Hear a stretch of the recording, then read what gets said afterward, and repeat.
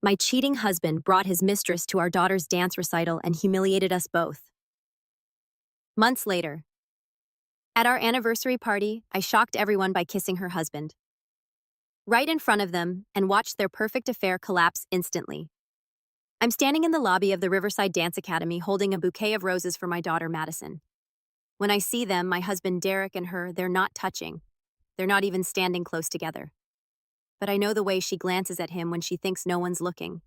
The way his phone has been buzzing all evening. The way he told me he'd be late because of a work thing, but somehow arrived at the exact same time as this woman I've never seen before. My name is Amber, by the way. I'm 38 years old, married for 15 years, and up until this exact moment, I thought I was losing my mind. See, I'd suspected something for months. The late nights, the new cologne. The way Derek started going to the gym 5 days a week when he'd barely managed to for the past decade. But every time I tried to bring it up, he made me feel crazy paranoid, like I was the problem.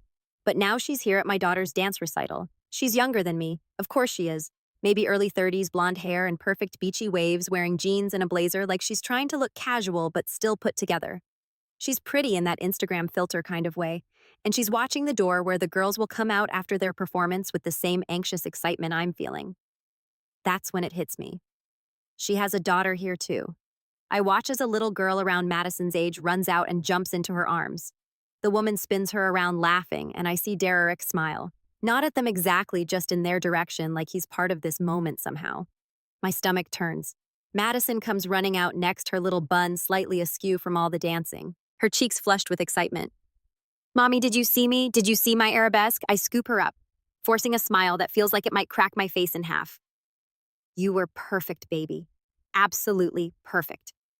Derek walks over and I watch his eyes. They don't follow the blonde woman as she leaves with her daughter, but they flicker just for a second. "Great job, Mads," he says, ruffling her hair. "You killed it out there." "Where were you?" Madison asks him. "You missed the beginning, work thing ran late," he says smoothly. But I caught most of it. The same excuse he gave me. I don't say anything. Not then, not in the car. Not when we get home and tuck Madison into bed and Derek kisses my forehead and says he's exhausted and heads to the shower. I wait until I hear the water running. Then I do something I've never done before. I check his phone. His passcode used to be our anniversary. Then he changed it 6 months ago. Said it was for security reasons because of work. But I know Derek. I've known him since college, and Derek isn't creative. I try Madison's birthday. Nothing. His birthday. Nothing. Then on a hunch that makes me feel sick, I try a date from 3 months ago. The first time he came home really late and claimed he'd been stuck at the office. Sir 415 April 15th. It unlocks. And there it is. Everything. Messages to someone saved as Ross client, but the content is definitely not about business accounts or quarterly projections. "Can't wait to see you tomorrow. Wear that blue dress I like. Thank you for last night. You're incredible. I know this is complicated, but I've never felt this way before. I feel like I'm going to throw up, but I keep scrolling." There are dozens of messages, hundreds maybe, going back months. Her name is Vanessa. They met at the gym. Of course they did. She's divorced. Has a daughter named Lily who's in Madison's dance class. That's why she was at the recital. And Derek has been seeing her for almost 7 months. 7 months. I hear the shower turn off and I quickly put the phone back exactly where it was. My hands are shaking. My vision is blurry with tears I won't let fall. Derek comes out in his pajamas, drying his hair with a towel. "You okay?" he asks. "You look pale." "Just tired," I manage. He gets into bed next to me and within minutes he's asleep, snoring softly like he doesn't have a care in the world. I lie awake all night. The next morning I do something I never thought I'd do. I create a fake Instagram account. It takes me about 10 minutes to find Vanessa. Her profile is public. She's one of those people who posts everything. Her workouts, her green smoothies, her daughter's art projects. And there, buried in her photos from 3 months ago, is a picture that makes my blood run cold. It's her and a man. He's got his arm around her, and they're both smiling at the camera. The caption reads, "Best 8 years with this one. Happy anniversary to my amazing husband, Nathan." Husband. She's not divorced, she's married. I screenshot everything, every message from Derek's phone, every photo from Vanessa's Instagram. I create a folder on my laptop and I save it all. Then I get Madison ready for school and I drop her off and I drive to the coffee shop near my house and I sit in my car and I cry. Really cry. The ugly kind where your whole body shakes and you can't breathe right. But after 20 minutes, I stop because anger is starting to replace the sadness. Derek doesn't just get to do this. He doesn't get to blow up our family and humiliate me and make me feel crazy for months. He doesn't get to bring his mistress to our daughter's dance recital. Like that's somehow okay. And Vanessa doesn't get to play happy wife on Instagram while she's sleeping with my husband. I need a plan. It takes me 3 days to find Nathan. Vanessa's husband is easy to track down because she tags him in everything. He works in construction management, played college football. Looks like the kind of guy who'd have no idea his wife was capable of cheating. I find his work email through his company website, and I sit there for an hour staring at a blank message trying to figure out what to say. Do I just tell him, send him the screenshots, blow up his life the way mine is being blown up? But then I think about Derek at that recital smiling while Vanessa hugged her daughter. I think about him lying to me every single day. I think about him touching me with the same hands he's been using to touch her. And I hit send. Mr. Bradley, you don't know me, but I think we need to talk. It's about Vanessa and my husband, Derek. I have proof of what's been going on. I know this is a lot to take in, but I think you deserve to know the truth. Amber. I include my phone number.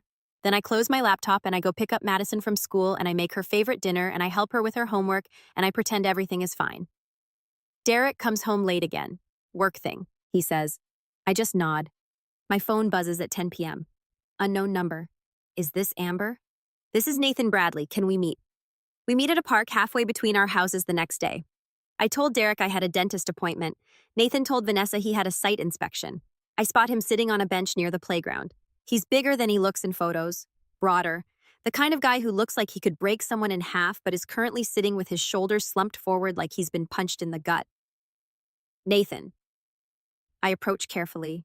He looks up. His eyes are red. Yeah, Amber. I nod and sit down next to him, keeping some distance. I didn't believe it at first, he says without preamble. I thought maybe you were some crazy person or you got the wrong Vanessa or something. But then I checked her phone last night while she was sleeping. His voice cracks on the last word. I'm sorry, I say. And I mean it. How long have you known? He asks. I suspected for months, but I only confirmed it a few days ago. At our daughter's dance recital. He lets out a bitter laugh. That's where they met, the gym inside the dance academy. Vanessa always goes while Lily's in class. I guess your husband does too, apparently. We sit in silence for a minute. What do you want to do? He finally asks. Honestly, I don't know. I've been so focused on finding out the truth that I haven't thought about what comes after. Have you confronted him? Not yet. Have you confronted her? No. He runs his hands through his hair. Part of me wants to pretend I never found out. Just go back to yesterday when I didn't know. I understand that feeling, I really do. But I can't, he continues. I can't look at her knowing she's been lying to me, to Lily playing happy family while she's... He trails off. I know. Another silence. Then Nathan says something that changes everything. You know what kills me? Our anniversary is next week. 10 years. I was planning this whole thing. Dinner at the place where we had our first date. I even bought her a diamond necklace. Something clicks in my brain. My anniversary is in 2 weeks, I say slowly. 15 years. Derek already made reservations at this fancy restaurant downtown. He does it every year. Very public, very showy. He likes people to think we're the perfect couple. Nathan looks at me. I look at him. We're both thinking the same thing. What if Nathan says carefully? We give them the anniversary they deserve. The plan comes together over the next week. Nathan and I meet twice more, once at the same park, once at a diner 45 minutes away where there's no chance of running into anyone we know. We go over every detail. Derek thinks I don't know. Vanessa thinks Nathan doesn't know. They're both laying their respective spouses planning their secret meetups, probably counting down the days until they can find a way to be together without consequences. They have no idea what's coming. The hard part is acting normal. I have to smile at Derek over breakfast, let him kiss me goodbye, ask him about his day, all while knowing exactly what he's doing, who he's texting, when he steps out of the room, where he really is when he says he's working late. But I do it because the payoff is going to be worth it. Nathan tells me he's doing the same thing with Vanessa, pretending everything is fine. She even showed him the dress she bought for their anniversary dinner, asking if he liked it. He said yes, he didn't. Tell her she wouldn't be wearing it. 5 days before my anniversary, Derek confirms our reservation. 7 p.m. at Merlot's, he says, just like every year. Sounds perfect, I say. What I don't tell him is that I've made a few calls of my own. The night of our anniversary arrives. I spend the afternoon getting ready. I shower. I do my makeup. I curl my hair. I wear the red dress Derek bought me for my birthday 2 years ago, back when things were still good, or at least back when I thought they were good. Madison is at Derek's mother's house for the night, a special sleepover with Grandma, I told her. She was excited. Derek looks handsome in his suit. He always cleans up well. That's part of what attracted me to him in college. That and his smile, and the way he used to look at me like I was the only person in the room. He doesn't look at me that way anymore. You look beautiful, he says as we're leaving. Thank you. The sale. Drive to the restaurant is quiet. Derek fiddles with the radio. I stare out the window and try to keep my hands from shaking. We arrive at Merlot's right at 7 o'clock. It's one of those upscale places with dim lighting and white tablecloths and a wine list thicker than a phone book. Derek loves it because it makes him feel important. The hostess greets us with a smile. Reservation for Mitchell. That's us, Derek says. Right this way. She leads us through the restaurant past couples celebrating birthdays and business deals and quiet Tuesday nights. And then we turn a corner into a semi-private section of the dining room. And there they are, Vanessa and Nathan at a table right next to ours. I watch Derek's face drain of color. He stops walking so suddenly I almost bump into him. Vanessa's eyes go wide. She looks from Derek to me to Nathan and back again. Oh, what a coincidence, I say brightly loud enough for nearby tables to hear. Derek, look, it's Vanessa from the dance academy, and this must be your husband Nathan, right? Nathan stands up, playing his part perfectly. He extends his hand to Derek. Nice to finally meet you, man. Vanessa talks about Madison all the time, says she's a great dancer. Derek's hand moves automatically to shake Nathan's, but I can see the panic in his eyes. Yeah, thanks. Why don't you join us? I suggest, gesturing to their table. There's plenty of room. We should all get to know each other better since our girls are in the same class. Oh, I don't think Vanessa starts. I insist. Nathan interrupts. He's not smiling anymore. It's fate, right? Running into you guys on our anniversary. How perfect is that? The hostess looks confused but gamely pulls our table closer to theirs, creating one long table for four. We sit. Derek is next to me. Vanessa is next to Nathan across from each other. The two people who've been sneaking around for 7 months now forced to sit at the same table with their spouses. It's beautiful. So I say as the waiter comes to take our drink order. How do you two know each other again? Just from the dance academy, Vanessa's face has gone pale. Yes, we've chatted a few times. Chatted, Nathan repeats. His voice is flat. That's one way to put it. Derek clears his throat. Honey, maybe we should what I ask innocently. It's our anniversary, Derek. And apparently it's Vanessa and Nathan's anniversary too. 10 years, right, Nathan? That's right, Nathan confirms. 10 years of marriage. Though it turns out not all of those years were quite what I thought they were. The air at the table has gone cold. Vanessa is gripping her napkin so hard her knuckles are white. Nathan, can we talk privately? Why, he asks. Don't you think we should celebrate all of us together? After all, we have so much in common. Derek tries to stand. I think there's been some kind of misunderstanding. Sit down, I say. My voice isn't loud, but something in it makes him freeze. There's no misunderstanding. We know both of us. We've known for weeks. You could hear a pin drop. Vanessa looks like she might cry or throw up or both. Derek's jaw is clenched so tight I can see the muscle twitching. Amber, he says quietly, let's go home and discuss this. No, I say I think we should stay. We have reservations. It would be rude to leave. The waiter returns with our drinks, blissfully unaware of the tension. He rattles off the specials. Nathan orders the steak. I order the salmon. Derek and Vanessa don't order anything. You need to eat, Nathan tells Vanessa. You're always saying how much you love the food here. Oh, wait. I guess you wouldn't know. You've never been here with me. Nathan, please, Vanessa whispers. Please, what? Please don't embarrass you. Please don't make a scene. His voice is getting louder. Where was that consideration when you were screwing him? The couple at the table next to us looks over. Keep your voice down, Vanessa hisses. Why? Nathan leans back in his chair. Worried someone might hear. Worried someone might find out that perfect Vanessa Bradley isn't so perfect after all. Derek finds his voice. This is insane! Amber, you're being crazy! Don't! I cut him off. Don't you dare call me crazy. Not after months of gaslighting me. Not after making me think I was paranoid and jealous and insecure. Not after bringing her to our daughter's dance recital. I didn't bring her. You knew she'd be there. My voice rises. You knew. And you went anyway. And you smiled at her while I was standing 10 feet away holding flowers for our daughter. Tears are streaming down my face now, but I don't care. Let them fall. Let everyone in this restaurant see what he's done.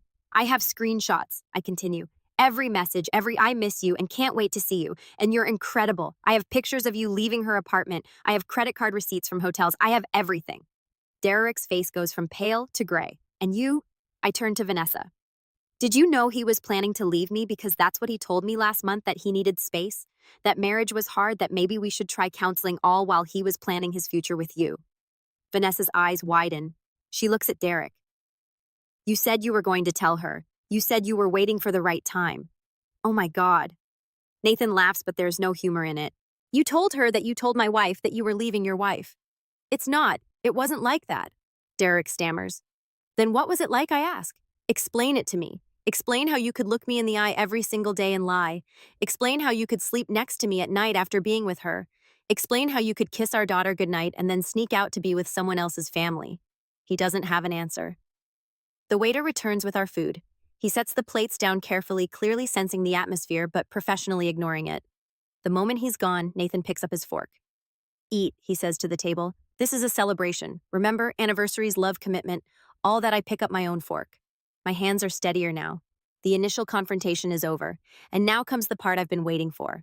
You know what I realized, I say conversationally, cutting into my salmon? You two aren't special. This isn't some great love story. You're just two people who were bored with your lives and made a selfish choice. Amber. Derek tries. I'm not finished. I say, you want to know what hurts the most? It's not even the cheating. It's that you made me doubt myself. You made me feel like I was the problem, like I wasn't enough, like I was seeing things that weren't there. I take a bite of salmon. It's delicious. And you? I look at Vanessa. You have a daughter, Lily, right? She's 8. Same age as Madison. Did you ever think about what this would do to her? What happens when she finds out mommy broke up 2 families because she couldn't keep her legs closed? Don't you dare. Vanessa's voice shakes. Don't you dare talk about my daughter. Why not? You didn't think about her. You didn't think about Madison either. You just thought about yourself. Nathan cuts his steak with more force than necessary.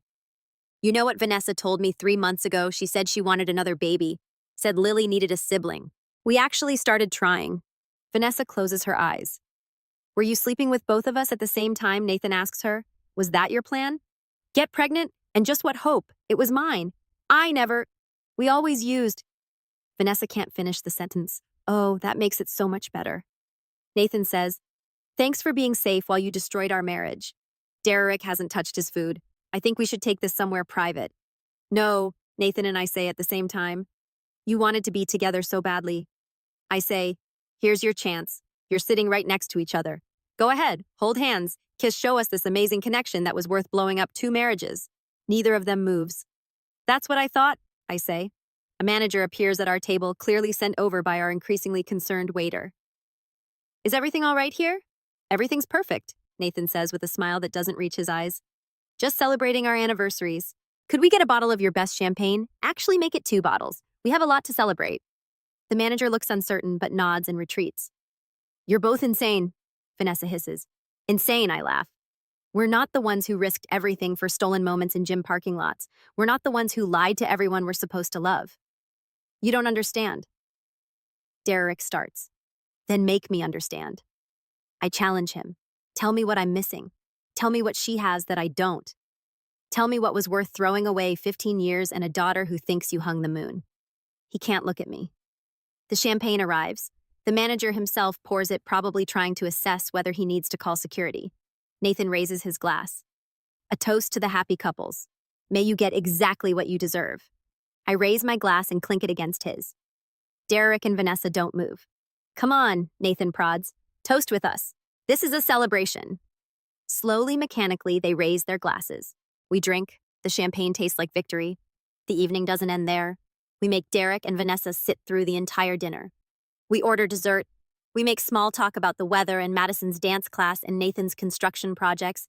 We act like we're 2 couples on a double date. Every second is torture for them, and every second is deeply, darkly satisfying for us. By the time we finally leave the restaurant, Vanessa is in tears, and Derek looks like he's been hit by a truck. Nathan and I walk out together, leaving our respective spouses to follow behind us.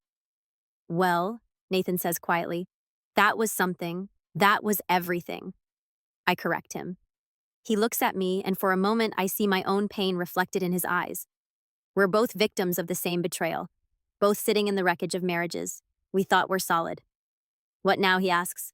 Now I take a deep breath. Now I'm filing for divorce, taking everything I can, making sure Madison is protected, and making sure Derek understands exactly what he's lost. Sounds like a plan. He pauses. Hey, Amber, thanks for reaching out for all of this. I needed to see it to really understand what she was capable of. You too, I say. I couldn't have done it alone. We exchange a look of understanding.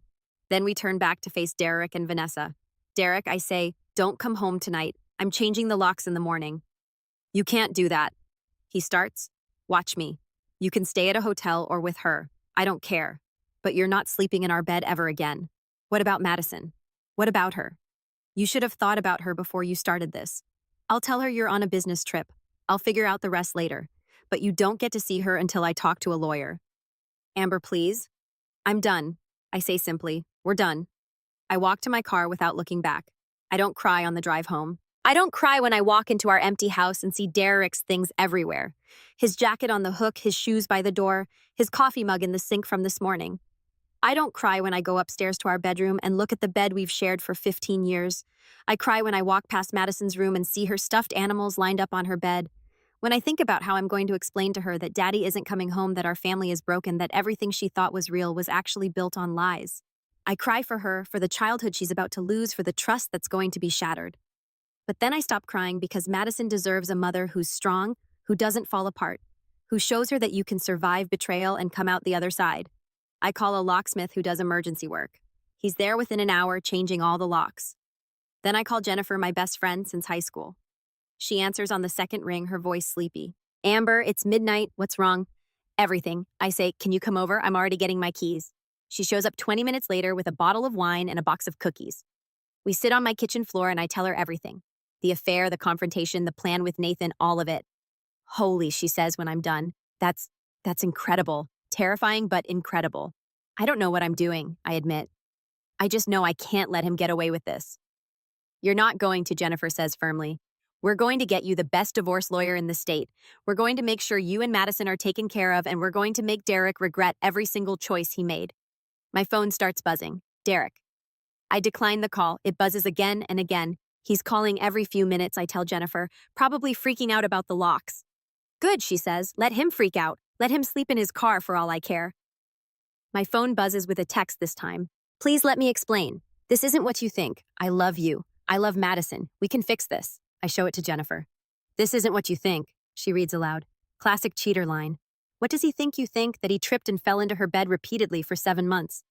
Despite everything, I laugh. It's a bitter sound, but it's something.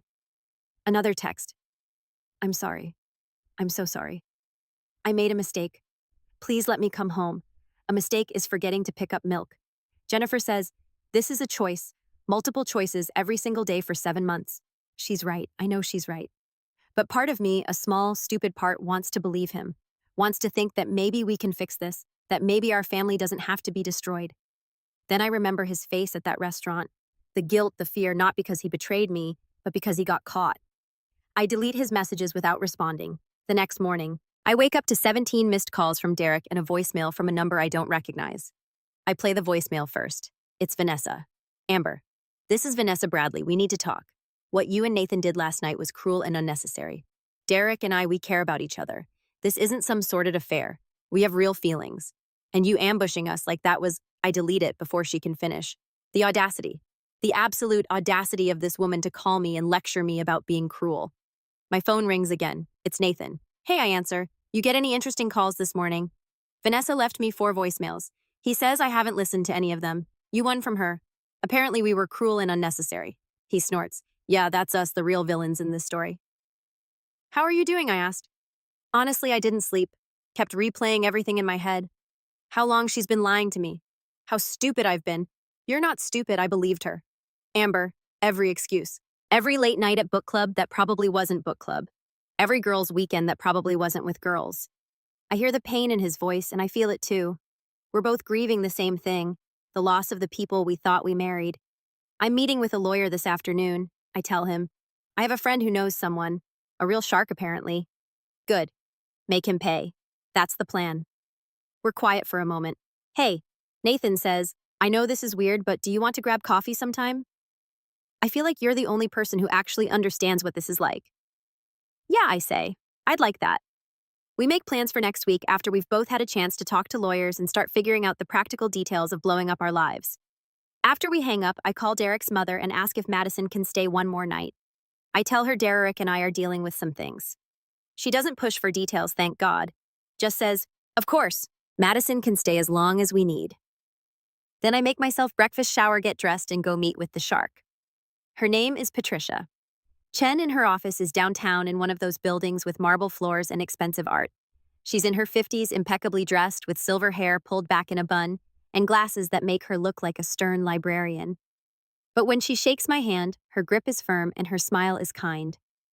"Jennifer spoke very highly of you," she says as we settle into her office.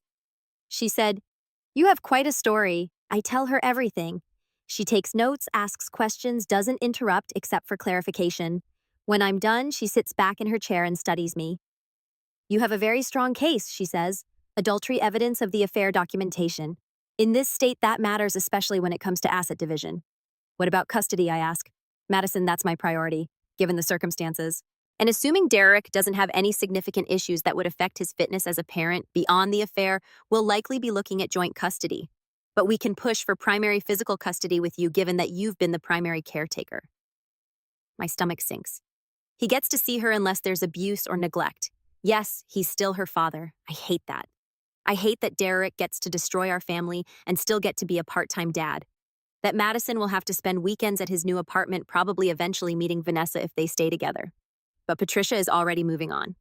Now let's talk about assets, the house savings retirement accounts. I'm going to need detailed financial records, bank statements, credit cards, investment portfolios, everything. We spend the next hour going through the logistics of dismantling a 15-year marriage. By the time I leave her office, I have a plan. A real one. Not just revenge, but actual steps toward a future that doesn't include Derek. It feels terrifying and liberating at the same time.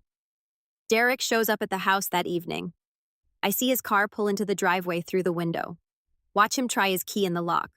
Watch him realize it doesn't work. He rings the doorbell. I don't answer. He rings again, then he starts knocking. "Amber, I know you're in there. Please, we need to talk." I walk to the door but don't open it. "Go away, Derek. Just let me explain." "There's nothing to explain. I know everything. I have proof of everything, and I've already filed for divorce." Silence on the other side of the door. You filed this morning. You'll be served the papers at work tomorrow. My lawyer wanted to make sure you got them somewhere public. Amber, please don't do this. Think about Madison. I am thinking about Madison. I'm thinking about how her father betrayed her mother for 7 months. I'm thinking about how you brought your mistress around her without her knowing. I'm thinking about how you were planning to leave us. I wasn't. Vanessa said you were last night at dinner. She said you told her you were waiting for the right time to tell me. So which is it, Derek? Were you planning to leave, or was she lying? He doesn't answer. That's what I thought. Now leave before I call the police. This is my house too. Not anymore. My lawyer is very good, and I have documentation of every dime you spent on your affair. The hotel rooms, the dinners, the gifts, all from our joint account.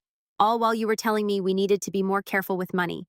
I can hear him breathing heavily on the other side of the door. I'll fight you, he says finally, on all of it. The house, custody, everything. Go ahead, I say calmly. But ask yourself if you really want everyone to know what you did. Your parents, your coworkers, Madison's teachers, all the parents at the dance academy. Because if you fight me, that's what's going to happen. I'll make sure everyone knows exactly what kind of man you are. Another long silence. Then I hear his footsteps retreating, his car door slamming, the engine starting. I watch from the window as he drives away. Only then do I let myself shake. Madison comes home the next day. I pick her up from Derek's mother's house, and she's full of stories about baking cookies with Grandma and watching movies and playing with the neighbor's dog. "Where's Daddy?" she asks in the car. "I want to tell him about the cookies we made." "Daddy's on a work trip, sweetie," I say, hating myself for lying, but knowing she's too young for the full truth. "He'll be gone for a little while." "Oh," she sounds disappointed but not devastated. "Can I call him maybe later?" When we get home, she runs straight to her room to play. I stand in the kitchen and try to figure out how long I can keep up this charade. A week, too, eventually. I'll have to tell her something. My phone rings. It's Nathan. "Hey," I answer. "What's up?" I told Lily, he says without preamble. About Vanessa and me that we're separating. My heart clenches. How did she take it? She cried, asked if it was her fault, asked if Mommy and Daddy still love her. His voice cracks. "It was the hardest thing I've ever done. I'm so sorry." Vanessa's furious. Says I shouldn't have told her without discussing it first, but I couldn't keep lying to my kid. You know I know. How's Madison? She doesn't know yet. I told her Derek's on a work trip. I can't bring myself to do it yet. You will when you're ready, Nathan says gently. There's no right way to tell your kid her family's falling apart. We talk for a few more minutes. He tells me his lawyer is already drawing up separation papers, that Vanessa moved out and is staying with her sister, that his house feels empty and wrong. I tell him I understand because I do. After we hang up, I make Madison dinner and help her with her bath and read her a bedtime story. She asks about Derek again, and I tell her he loves her and he'll call soon. I hope that's not a lie. Derek does call. 3 days later, I'm at the grocery store when my phone rings with his number. I almost don't answer, but something makes me pick up. What do you want? I want to talk to my daughter. She's at school. Then I'll call tonight. What time I want to say no. Want to make him suffer more. But Madison's been asking about him every day, and it's not fair to her. 7, I say. But Derek, you tell her you love her. You tell her this isn't her fault. You don't say one word about what's really happening. Got it. I'm not an idiot. Amber could have fooled me. I hang up before he can respond. That night, I sit with Madison while she FaceTimes Derek. Her face lights up when she sees him, and it breaks my heart. Daddy, when are you coming home? I don't know yet, princess. Work is keeping me really busy. I miss you. I miss you too so much. They talk about school and dance class and her new favorite song. Derek asks about her homework, makes her laugh with a silly joke, acts like everything is normal. I watch from the side and I hate him. But I also see how much she loves him, and that complicates everything. After 15 minutes, I tell Madison it's time to say goodnight. Love you, Daddy, she says. Love you too, Mads. To the moon and back and around the stars. She finishes their routine. When she hands me back the phone, I'm about to hang up when Derek says, Wait, Amber, what? Can we please talk, just the two of us? There are things you don't know, things about why this happened. I don't care why it happened, Derek. It happened. That's all that matters. Please, one conversation. That's all I'm asking. Against my better judgment, I say, Fine. Tomorrow. Coffee shop on Main Street, noon. Thank you. I hang up. Jennifer calls me an hour later after I've put Madison to bed. Tell me you're not seriously meeting with him. She says when I tell her about the call, I need to hear what he has to say. He's just going to try to manipulate you, make excuses, tell you what you want to hear so you'll take him back. I'm not taking him back. Are you sure? Because from where I'm sitting, you're giving him exactly what he wants.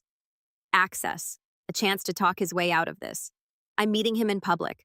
I'm not changing my mind about the divorce. I need closure, I guess. Jennifer sigh. Okay, but I'm sitting at a nearby table, and if he makes you cry, I'm throwing my latte in his face. Despite everything, I smile. Deal. The coffee shop is crowded when I arrive the next day. Derek is already there sitting at a table in the back corner. He looks terrible, unshaven, dark circles under his eyes like he hasn't slept in days. Good. I sit down across from him, keeping my purse on my lap and my guard up. Thanks for coming, he says. You have 15 minutes. Talk. He runs his hands through his hair. I don't even know where to start. How about with why you destroyed our family? I didn't mean for it to happen. I know that sounds like, but it's true. Vanessa and I, we started talking at the gym. It was innocent at first, just friendly conversation. She was having problems with Nathan. I was stressed about work and we just connected. When did it turn into more? About 7 months ago. After that conference I went to in Chicago. Remember I told you it was boring, that I just wanted to get home? I remember I'd made his favorite dinner to welcome him back. I was in a bad place. Derek continues. Work was intense. I felt like I was failing at everything. And then Vanessa texted me one night just checking in, and we started talking more. She made me feel, I don't know, seen, I guess. I saw you, Derek, every single day. I saw you. I know you did. But it was different. She didn't need anything from me. She wasn't disappointed when I worked late or forgot to take out the trash. With her, I could just be me. You could have been you with me. You could have talked to me about how you were feeling instead of running to someone else. He looks down at his hands. I know you're right. I'm not trying to make excuses. I'm just trying to explain. When did you sleep with her? He flinches. Do we really need to answer the question? The first time was about 6 months ago at her apartment. Nathan was out of town. Lily was at her grandmother's. It just happened. It didn't just happen. Derek, you made a choice. You drove to her apartment. You walked through her door. You got into her bed. Those were all choices. I know. And then you kept making that choice over and over, while coming home to me, while kissing me goodnight, while telling Madison you loved her. I do love Madison. I love you too, Amber. That never changed. I laugh bitterly. You have a funny way of showing it. I'm not perfect. I made a mistake. Stop calling it a mistake. My voice rises and people at nearby tables look over. I lower it again. A mistake is one night, one moment of weakness. This was months of lying, months of sneaking around, months of choosing her over your family. I never chose her over you. Yes, you did. Every time you texted her when I was in the same room, every time you said you were working late and went to see her instead, every time you brought her around our daughter without telling me you chose her. He's quiet for a long moment. Are you in love with her, I ask? The question seems to surprise him. I don't know. You don't know. It's complicated. What we have is, it's intense, but I don't know if it's love or just what? Lust, excitement, the thrill of doing something you're not supposed to. Maybe all of that. At least he's being honest now. Would you have left me for her, I ask? He hesitates too long before answering. And that tells me everything. You would have, I say flatly. I thought about it. I won't lie, but I never actually planned to leave. I love my family too much. You just didn't love us enough to stay faithful. He winces. I'm not taking you back. I tell him, I need you to understand that this conversation doesn't change anything. The divorce is happening. Amber, I deserve better than this. Derek Madison deserves better. And you know what? Part of me hopes you end up with Vanessa. I hope you two ride off into the sunset together. Because that way, in a few years, when the excitement wears off and real life sets in, you'll understand what you gave up. You'll understand that what we had was real and good, and you threw it away for nothing. It wasn't nothing. It was to me. I stand up. I've heard enough. Wait, Derek says desperately. Please, can we at least try counseling? For Madison's sake, there's nothing to counsel. You broke this beyond repair. I'll do anything. I'll end things with Vanessa completely. I'll be completely transparent. I'll give you access to everything. My phone, my computer, my schedule, whatever you need. I don't want your access, Derek. I don't want your promises. I don't want to spend the rest of my life wondering where you really are or who you're really with. I don't want to be the marriage police. So that's it. 15 years and you're just done. You were done the moment you slept with her. I'm just accepting reality. I walk away before he can say anything else. Jennifer, true to her word, is sitting 3 tables away. She gives me a questioning look and I shake my head. She gathers her things and follows me out. We get into my car and I sit there gripping the steering wheel, trying not to cry. How bad, Jennifer asks. He wanted to try counseling. Of course he did. Let me guess, he'll do anything. Be completely transparent. Give you full access to his life, word for word, standard cheater playbook. Did you tell him to go to hell, more or less? She squeezes my shoulder. Good. You're better off without him. I want to believe her. I really do. The divorce proceedings move faster than I expected. Patricia is as good as Jennifer promised. She files motion after motion requests, bank records, documents, every expense Derek made on the affair. It turns out he spent over $15,000 in 6 months on hotels, dinners, gifts, weekend trips he told me were for work. $15,000 of our money while I was clipping coupons and telling Madison we couldn't afford the expensive dance shoes she wanted. When Derek's lawyer sees the evidence, they push for a settlement rather than going to trial. I get the house, my car, 60% of our savings, and primary physical custody of Madison, with Derek getting every other weekend and 1 weekend night dinner. It's not perfect, but it's fair. The hardest part is telling Madison. We sit her down on a Saturday afternoon, both of us together, because the counselor said it was important we present a united front. Sweetie, I start, my voice already shaking. You know how Daddy's been on his work trip? She nods, clutching her favorite stuffed rabbit.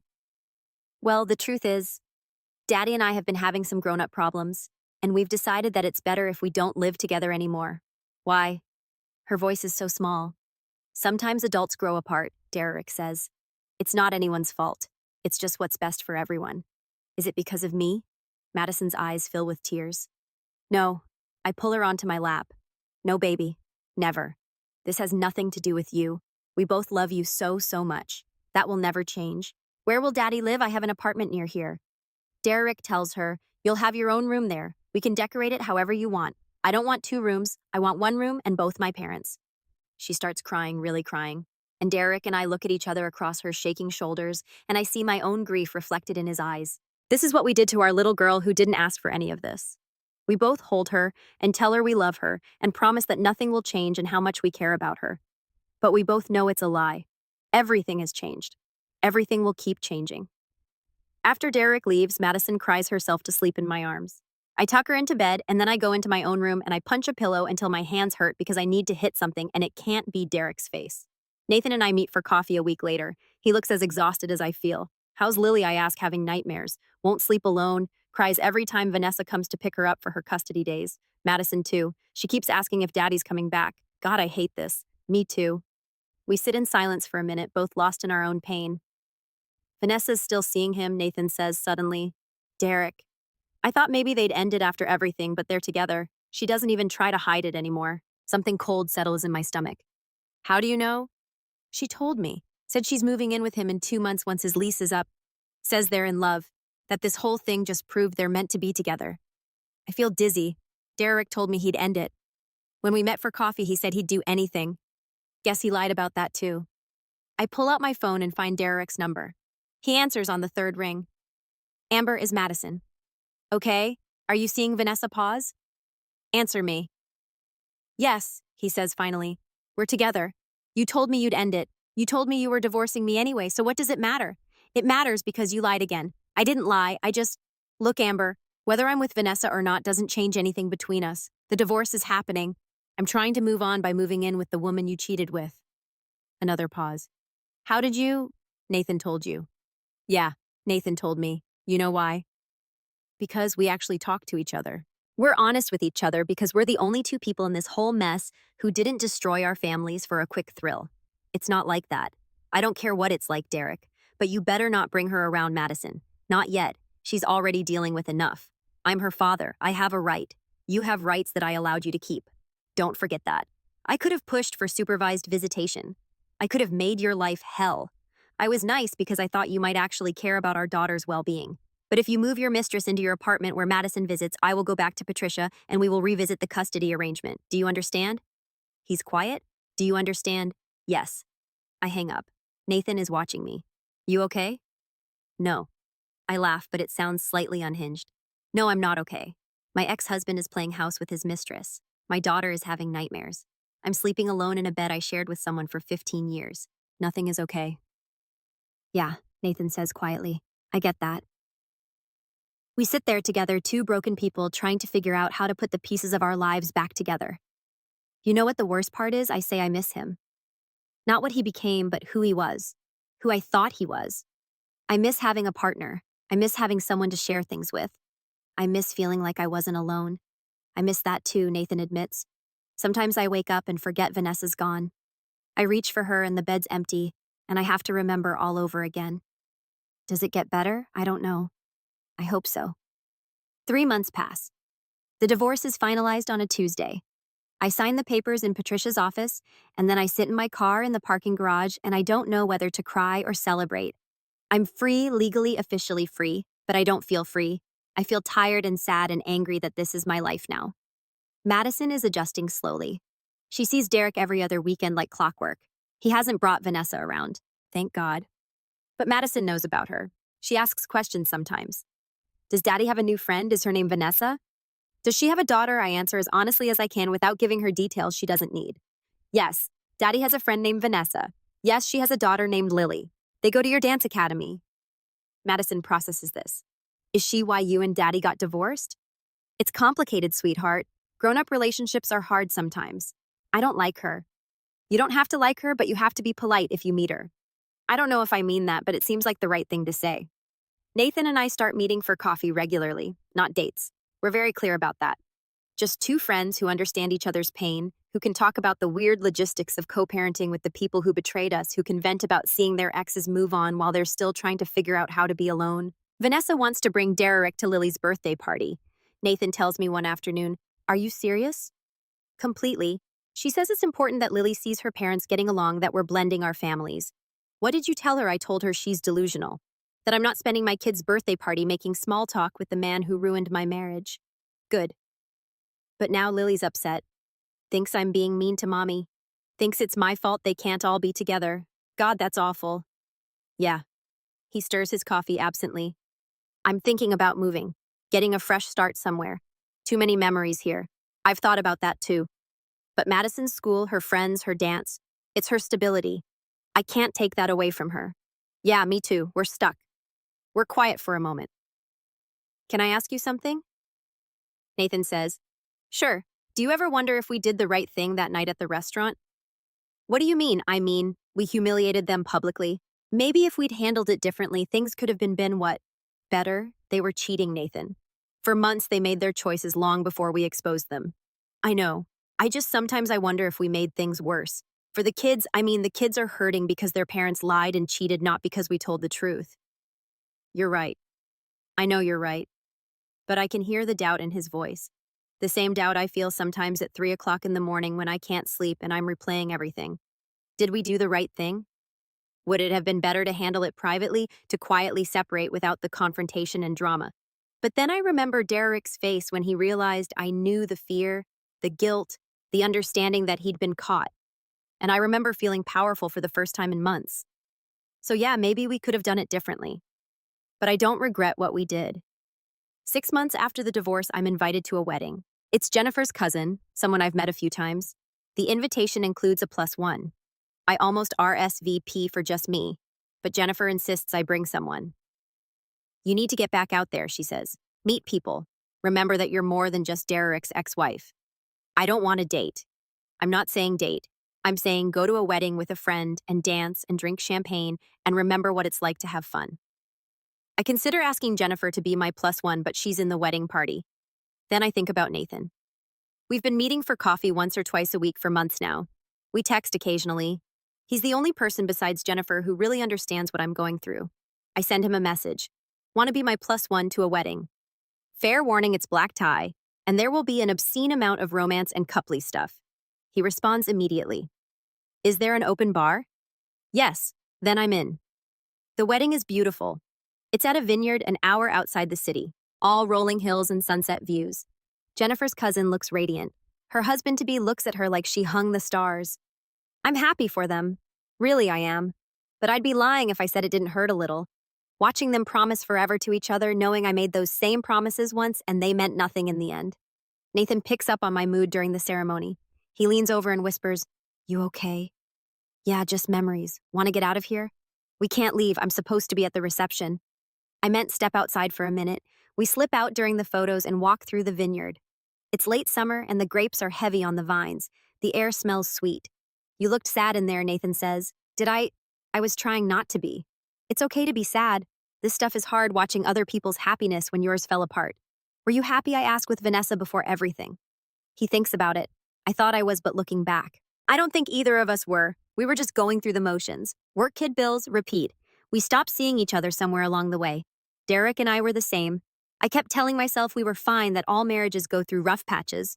But the truth is we'd been rough for years. Do you think you would have stayed if he hadn't cheated? Probably. I would have kept trying, kept pretending for Madison. Me too, for Lily. We stop walking and stand there among the vines, two people who've been through the same hell trying to figure out how to move forward. Thank you, I say suddenly. For what? For being there. For understanding. For helping me through the worst time of my life. You did the same for me. And then something shifts. I don't know who moves first, but suddenly we're closer than we were, and Nathan is looking at me in a way that makes my heart race. Amber, he says quietly. Yeah. Is this weird, us being here together? A little. Good weird or bad weird? I smile. I don't know yet. He reaches out and tucks a strand of hair behind my ear.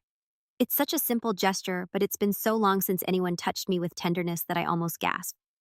We should probably get back, he says, but he doesn't move. Probably. We stand there for another moment. Then we walk back to the reception side by side. Not quite touching, but not quite apart either. Something changes between us after that night. We still meet for coffee, but now there's an awareness that wasn't there before.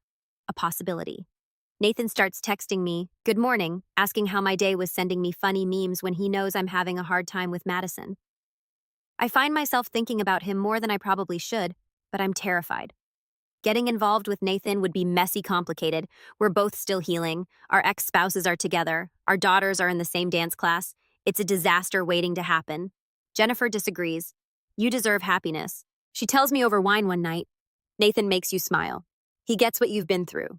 So what if it's complicated? It's not just complicated, it's insane. What if it doesn't work out? What if we ruin our friendship?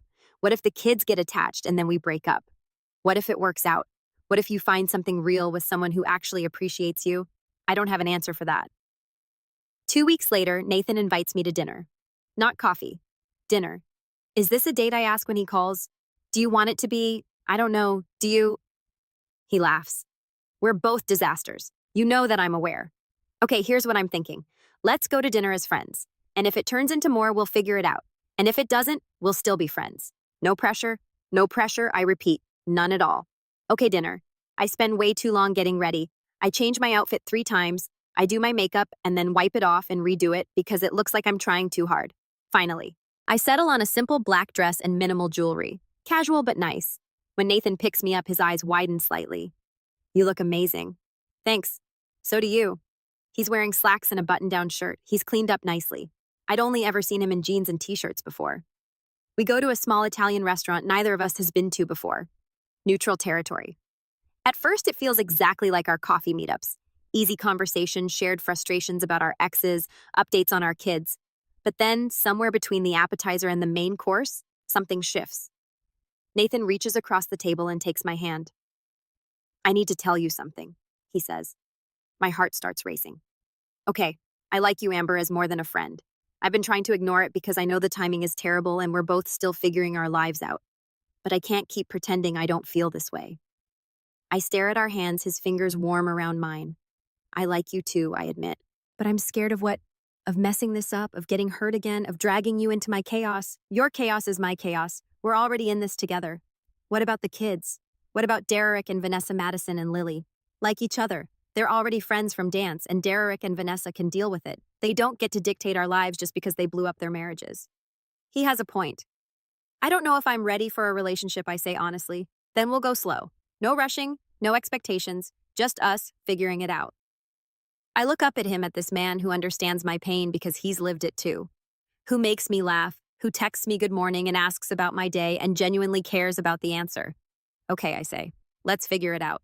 He smiles. Really smiles. And for the first time in months, I feel something other than pain. I feel hope. We don't tell anyone at first. It feels too fragile too. Like if we say it out loud, it might disappear. But people notice anyway. Jennifer figures it out within a week. You're glowing. She accuses me over coffee. What happened? Nothing. Liar. You met someone. I didn't meet someone new. Nathan and I are kind of seeing where things go. Her eyes widen. Nathan, Vanessa's ex-husband, Nathan. Yeah. Oh my God, wow, that's actually kind of perfect. Is it? Or is it completely insane? Both, but mostly perfect. You two deserve happiness. And who better to understand you than someone who's been through the exact same thing? I want to believe her. Nathan and I start spending more time together. Real dates, movies, dinners, walks in the park. It's different from anything I had with Derek. There's no game playing, no wondering where I stand. Nathan is honest and open and present in a way Derek never was, but the shadow of our ex-spouses hangs over everything. The explosion comes 3 months into our relationship. Madison comes home from a weekend at Derek's crying. What happened? I ask, pulling her onto my lap. Daddy said you have a new boyfriend. She sobs. He said you replaced him. My blood runs cold. Who told you that, Daddy and Miss Vanessa? She said, you and Mr. Nathan are together now, and that's not fair because you're still supposed to love Daddy. I want to drive to Derek's apartment right now and scream at him. How dare he put this on our daughter? Instead, I take a deep breath and dry Madison's tears. Baby, listen to me. I do have a friend named Nathan. You know Mr. Nathan, right? Lily's daddy. She nods. Well, Nathan and I have been spending time together, but that doesn't mean I replaced Daddy. Daddy and I aren't married anymore, so we're both allowed to have new friends, and you are the most important person in my life. That will never change. But Daddy's sad. He said, you moved on too fast. Daddy doesn't get to be sad about that. I say, trying to keep my voice gentle. Daddy made choices that hurt our family. And now we're all trying to move forward in our own ways. It's not enough. She's 8. She doesn't understand the complexities of adult relationships and betrayal, but it's all I can give her right now. After I put her to bed, I call Derek. He answers on the first ring. How dare you, I hiss. How dare you tell Madison about Nathan like that? She deserved to know that her mother is dating someone new. She deserved to hear it from me in a way that didn't make her feel like she has to choose sides. You are dating him, though. Don't lie. I'm not lying. Yes, Nathan and I are seeing each other. And you know what? We have that right. Just like you had the right to move Vanessa into your apartment. Or did you forget you're living with the woman you cheated with? That's different. How is it different? You get to move on, but I have to stay alone and miserable. It's too fast, Amber. The divorce has only been final for a few months. You're unbelievable. You were cheating for 7 months before I even found out. You don't get to lecture me about timing. What about Madison? Did you think about how this would affect her? I think about Madison every single day, unlike you who only thinks about himself. I hang up before he can respond. Then I call Nathan. Derek told Madison about us. I say when he answers, he made her cry, made her think she has to choose between being okay with me dating or being loyal to him. Vanessa did the same thing to Lily, Nathan says, sounding exhausted. Told her that you and I were betraying our families, that we were being selfish. This is a disaster. No, this is them trying to control us, trying to make us feel guilty for moving on when they're the ones who blew everything up in the first place. Maybe they're right. Maybe it is too fast. Maybe we should don't. Nathan interrupts.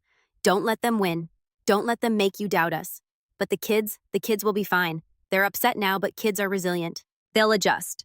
But if we let Derek and Vanessa manipulate us into being miserable, then they get exactly what they want. He's right. I know he's right, but it doesn't make it easier.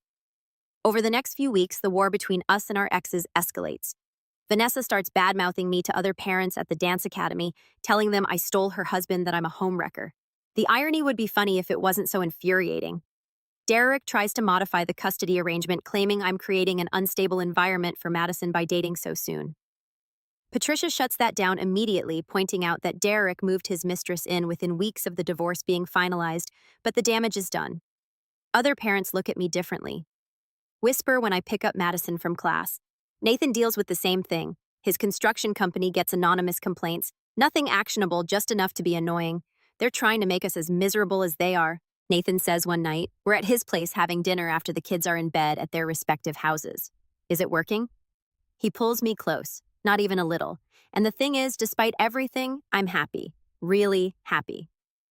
Nathan and I fit together in a way that feels effortless. We can talk about anything. We laugh at the same dumb jokes. We support each other through the hard days and celebrate the good ones.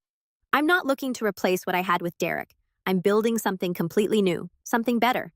The final confrontation happens at Madison's dance recital 6 months later. It's the spring show and both families are there. Derek and Vanessa sitting on one side of the auditorium, Nathan and me on the other. Madison and Lily are both in the same performance. They've actually become friends over the past few months, bonding over their complicated family situations. The show is beautiful. Both girls are amazing. And then it's over, and we're all standing in the lobby, and the girls run up to us excited and sweaty and asking if they can get ice cream together. Madison looks at me. Lily looks at Nathan. Please, they say in unison. I glance at Nathan. He shrugs. Okay, I say. We'll come too, Vanessa says quickly. And so we end up at the ice cream shop across the street, all of us. The girls at one table, the 4 adults at another. It's awkward and tense, and I want to be anywhere else. But then I watch Madison and Lily laughing together, eating their ice cream, and I realize something. They're okay. Our daughters are actually okay. They've adapted to their new reality. 2 households, complicated relationships, and they've found a way to be friends anyway. They're resilient, Nathan says quietly, following my gaze. Derek and Vanessa are pointedly not looking at us. Can I say something? I ask the table to all of us. Derek looks wary. What? This is hard for everyone. The girls know things are complicated, but they also see us all here together and they're okay with it. Maybe we should try to be okay with it too. You're the one who Vanessa starts, but Nathan cuts her off. Don't. Just don't. We've all made mistakes. We've all done things we regret, but our daughters are friends and they don't deserve to be caught in the middle of our drama. There's a long silence. Then Derek speaks. You're right. I've been angry at Amber, at myself, at the whole situation, but taking it out on Madison isn't fair. It's the closest he's come to an apology. Neither is what we've been doing to Lily. Vanessa admits quietly, making her feel like she has to choose. Nathan and I exchange a glance, so maybe we try to do better. I suggest all of us for them.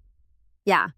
Derek says, okay, it's not forgiveness, it's not friendship, but it's a truce, and sometimes that's enough. 1 year later, Nathan and I are sitting on my back porch watching Madison and Lily play in the yard. They're doing some elaborate dance routine they made up, completely absorbed in their own world. I have something to tell you, Nathan says. I look at him. That sounds ominous. It's not. I hope. He reaches into his pocket and pulls out a small box. My heart stops. I know we said we'd go slow, he continues. And we have, but Amber, this past year with you has been the happiest of my life. You've shown me what real partnership looks like, what love is supposed to be, and I don't want to waste any more time. He opens the box. Inside is a simple, beautiful ring. Will you marry me? I look at the ring, at him, at our daughters playing together in the yard. A year ago, I was standing in a dance academy lobby, watching my world crumble, watching my husband smile at another woman, realizing that everything I thought I knew was a lie. And now I'm here with a man who sees me, who chooses me every single day. Yes, I say. Yes, I'll marry you. He slides the ring onto my finger and kisses me. And our daughters cheer from the yard because apparently they were watching the whole time. Later that night, after Nathan leaves and Madison is asleep, I look at my phone. There's a message from Derek. Madison told me about Nathan's proposal. Congratulations. I mean it. You deserve to be happy. It's not much, but from Derek, it's everything. I don't respond. I just delete the message and turn off my phone because my future isn't about Derek anymore. It's about Nathan and Madison and building something real with someone who actually values it. The night of that terrible anniversary dinner feels like a lifetime ago, when Nathan and I sat across from our cheating spouses and served them the humiliation they deserved. When we decided that we wouldn't be victims anymore, I don't regret it. Not for a second, because that night didn't just expose Derek and Vanessa's affair. It freed me. It showed me that I was stronger than I thought, that I deserved better, that I could take control of my own story. And yeah, maybe it was dramatic, maybe it was petty, but sometimes the best revenge isn't just living well. Sometimes it's making sure they watch while you do it. Derek and Vanessa got their happy ending. I guess they're still together, still playing house. But Nathan and I got something better. We got real. And as I sit here wearing his ring, planning our future, I can't help but smile.